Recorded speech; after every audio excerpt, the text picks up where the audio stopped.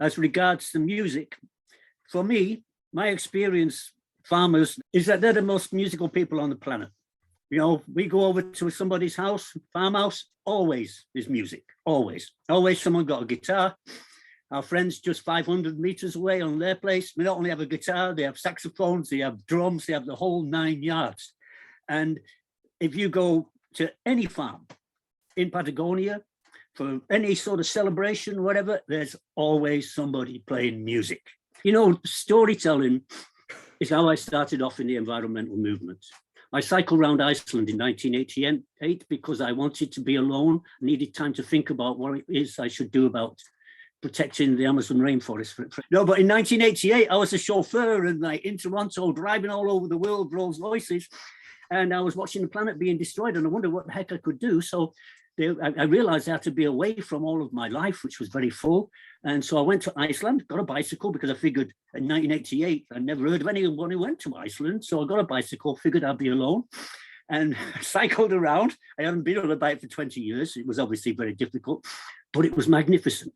And I could drink straight from the rivers, some experience I'd never had. And along the way, I ended up at Thingvellir, which is the ancient seat of democracy. And for 1,000 years, when democracy was held, they would listen to the law speaker who would deliver the laws of the land.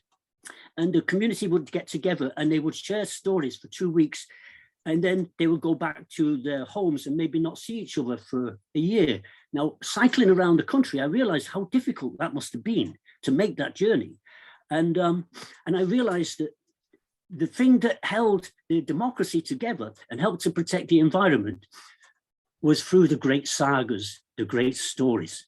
And that was when I realized, that's what I'll become. I'll become a writer of fairy tales. And I wandered the planet explaining to people why it is that we need to preserve the beauty of the earth, because in that beauty is tremendous inspiration.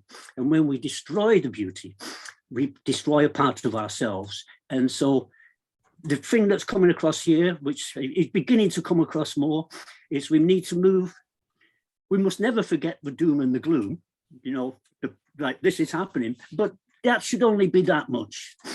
The rest of the story should be about the beauty and why it is we need to protect it, because in those stories of beauty, that's how people become inspired to get out there and do something.